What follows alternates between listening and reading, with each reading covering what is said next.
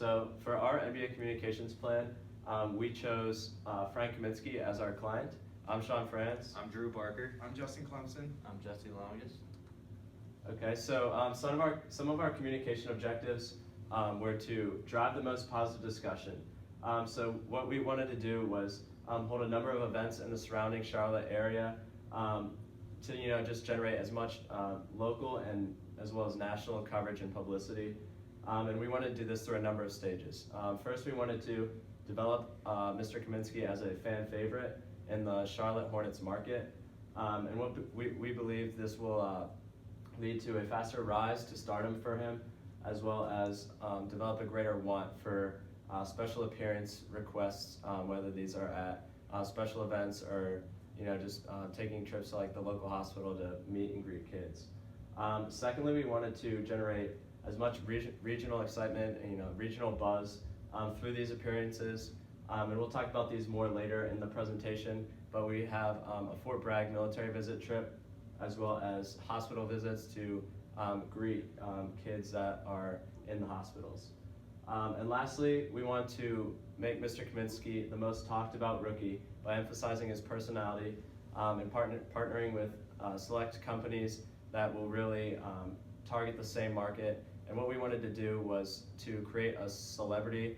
So whenever Frank goes either out in Charlotte or out nationally, people will recognize him, want to come up and talk to him, want to get to know him, and just kind of get him to be nationally recognized and talked about nonstop. So with situational analysis and background, this is just kind of what Frank provides and what we have to work with. So he has a very strong sense of humor. His personality is very laid back. He tends to lighten the mood in the locker room. A lot of his teammates talked about how he has an eccentric demeanor or a weird personality. He just kind of brings a lightening mood to a lot of situations that can come up in a locker room setting. As far as college days, he was the Naismith Player of the Year as well as the John R. Wooden Award winner in his senior year at Wisconsin. So these are the two most prestigious awards in college basketball, and he won both of them, so obviously he was very good at basketball. His offensive versatility is really what he was known for in college. He was able to lead Wisconsin to the Final Four his two last seasons at Wisconsin and the national championship game in his senior year because of the way he plays and can score from many different ways.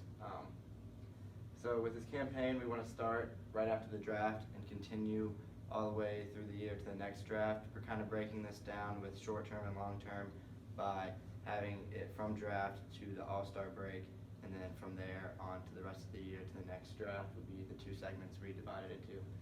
And one of the difficulties that we're going to have with Frank is that he was drafted to Charlotte, which makes it a little bit more difficult to gain national exposure than players that get drafted to bigger markets such as New York, LA, or even Chicago. So this is a video. It was in China. The Hornets had a game there, and he's just showing off some dance moves. The rookies kind of did like a dance competition, and the players just watched it and had fun with it. And we just wanted to show this video to kind of set up the rest of the presentation. Since we're using his image and his just his personality to promote him, we want to show you a good example of the way he behaves and just is very loose with him. It'll help you stay alert and productive throughout summer. Now is the time for 5-Hour Energy.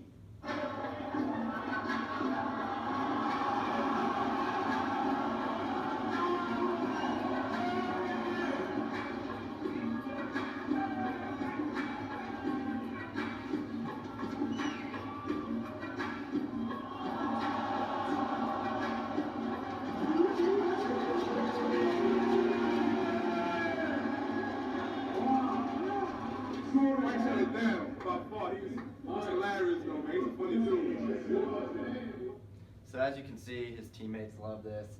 He's not afraid to embarrass himself and just really put it out there to make people laugh and just brings a good vibe to the team. So next we have our target audience definition. And like Jesse talked about, we're breaking this down into a short and long-term plan. And so initially what we wanted to do is start the campaign in Charlotte just to gain momentum, have people start talking to him, try and get him out there nationally. And one of the ways we wanted to do this was to partner him with Chipotle restaurants and start a national sponsorship campaign. We believe this works very well because the target demographics of our communications plan as well as Chipotle meshes very well together. They're both young, middle class, vibrant audiences that are going to keep coming back, keep using your products. And we believe that Frank is going to be a great spokesperson for Chipotle because he's constantly updating his Snapchat with when he's going to Chipotle, what he's getting from Chipotle, and he's spoken publicly about it before, about just his overall passion for it. One of the things we wanted to emphasize was his personality, and we'll talk about this throughout our campaign or throughout our presentation. But he best relates to a youthful male audience, and that's basically more than half of Chipotle's market, not accounting for the female audiences. But aside from that, their two demographics fit very well together. All right, for strategy and tactics, with his unique personality, we want to use that to our advantage to promote his image. So Frank usually represents, quote, average guy whose hard work allows him to be the go-to guy, which he was more known for at Wisconsin in college. Just by looking at him, he was just an average guy who's 7 feet, 245 pounds, but he was that go-to guy that Wisconsin could lean on during their 2 years going to the Final Four and his senior year going to the national championship game. So we want to do the same thing by promoting his ability with the Hornets. So with him, he did not start his first years in college where he was kind of a reserved guy who was just waiting his time to grow and develop more as a player. And with this is going to help relate us more to our target audience. And with that, we want to utilize his college nickname, quote, Frank the Tank, to create a brand. And we feel like his nickname has not been used to potential since college, and all you would hear about during March Madness was Frank the Tank, will he lead his team to the national championship game? He did that, but ever since coming to the NBA, you haven't really heard Frank the Tank as much as we would like him to be known as, so that's what we plan on doing. So one of the events we plan on doing is Fort Bragg, North Carolina. It's one of the largest military bases in the country, located in Fayetteville, North Carolina. And we plan on him going November 21st. And what we want him to do is we want to go out there, visit the military members, and play a little basketball with them, do meet and greets, autographs, photographs. And we feel like this is the best way because Frank's obviously a big fan, like a lot of us. We're a big fan of the military, and he wants to give back because they've been supporting him. So he wants to do the same thing for them. So that'll be on November 21st. And on November 23rd, we're going to invite some of the military members out to the Charlotte Hornets versus Sacramento Kings game. And after the game, there'll be a post-game meet and greet in which Frank and his teammates will meet with the military members, do meet and greet, photographs, and stuff like that. And then after that, they're going to get a tour of the facility, such as the owner's box, suite boxes, whatever. And then hopefully, if he stays around, maybe we can meet the owner or they can meet the owner of the Charlotte Hornets, Michael Jordan. Okay, so as far as earned media, as Justin just talked about, we want to have a Fort Bragg trip where Frank goes to a military base. When he's there, he'll be able to take pictures inside of a tank so that we can get a picture of that to put on sweatshirts, t-shirts, stuff like that to be able to sell and really create a brand around him. By being out there, this will be earned media because a lot of people will want to come see that Frank is doing good work in the community. So starting out with an event where he's hosting military members at a basketball game and stuff like that, the media will want to cover that and show what the NBA is doing, and specifically Frank Kaminsky, to help out in the community. The next event that we'll have is a 3v3 charity basketball tournament. So how that's going to work is we have the means to set up a 64-team tournament. Each team is going to pay $20, so we're bringing in over $1,200 in revenue. And we can also sell food and stuff like that to help raise more money while we're there. Frank is also going to be matching all donations to the charity, so that not only is Frank hosting this event, but he's also giving his own money as well.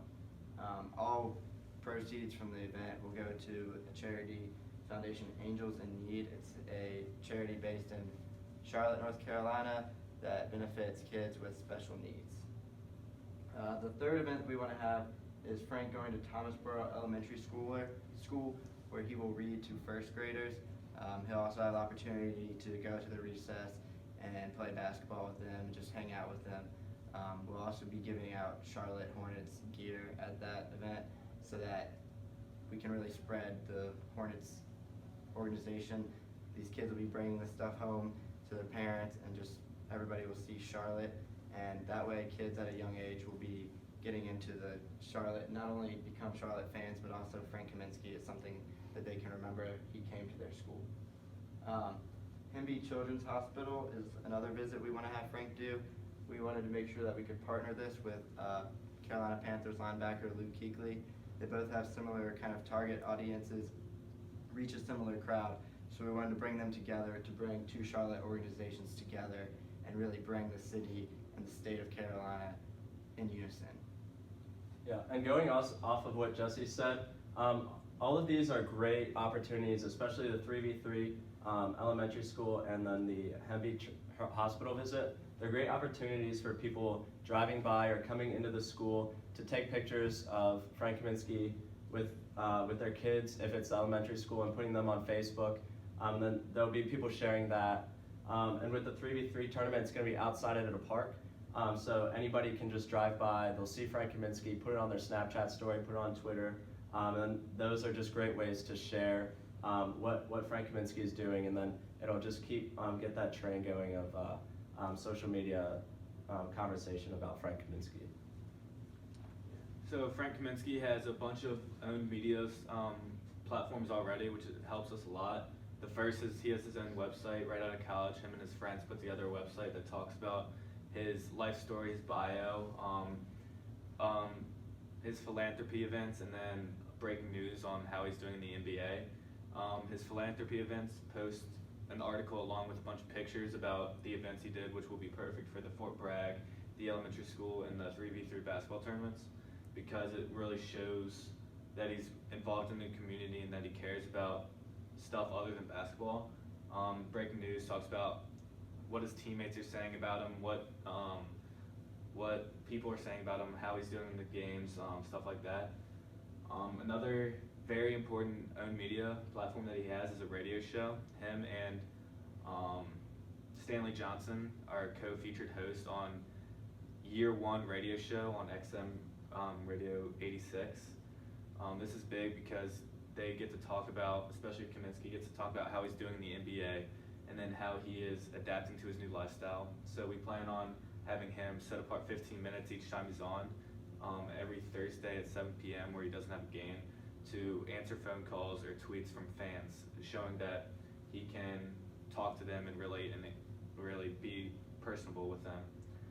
His Instagram, he has a well-established Instagram account, so he has 201,000 followers according to that picture right there, and he can post pictures of his daily life, and then he can post pictures with his teammates and stuff like that, so it really allows fans to see what he's doing on a daily basis or whenever he posts something.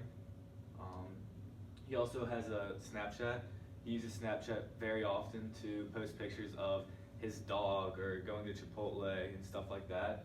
So we want to have him expand on that so more people can learn about his Snapchat. And one way we're going to do that is getting him to take over the Charlotte Hornets Snapchat. So he's going to take over, walk around the locker room, have it for a day, show what he does in the daily life, promote his Snapchat, all of his other platforms, so he can be more well-known by the Charlotte Hornets fans.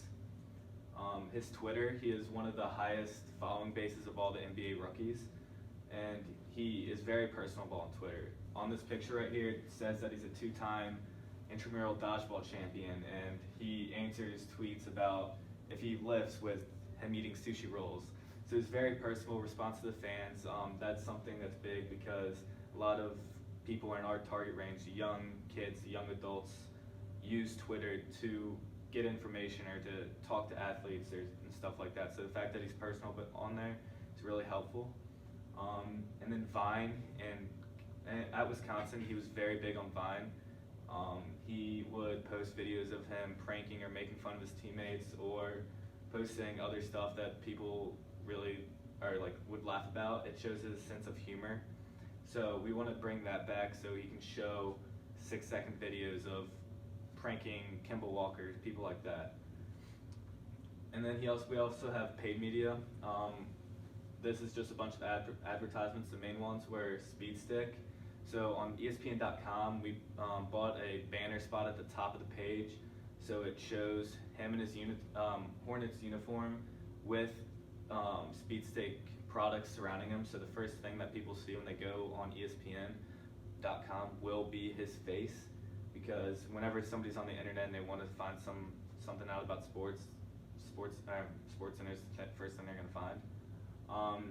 We also bought a magazine spot for him, a full page, full color ad with Speed Stick as well, because Speed Stick is really the main sports ad that we have with him. So thousands of people have ESPN the magazine, and the week that this comes out, they'll be able to open it up and see him advertising. So that's a good way to get his face out there. We also have a Chipotle sponsorship, so we're gonna put up a huge billboard in Charlotte, which about 33% of incoming traffic will see it in Charlotte. So it will be him holding a basketball in one hand and a Chipotle burrito in the other, talking about trying to get really both advertised. So when people driving by see his face on a billboard, they will connect him with Chipotle and then maybe go to Chipotle after that. We also are going to be making and sending Frank Kaminsky cutouts to the 36 chains of Chipotle in North Carolina. So this is important because a bunch of our, as Sean mentioned earlier, a bunch of our target range goes to Chipotle. So the first thing, they'll walk in and see a Frank Kaminsky figured cutout just standing there, and then people who don't know who he is can figure it out and relate it back to him. Something else we're doing is the JCPenney YouTube commercial. He has a couple commercials with JCPenney already, talking about the slogan, where did Frank go, or what happened to Frank? And we're gonna put that on YouTube commercial, like an advertisement before video.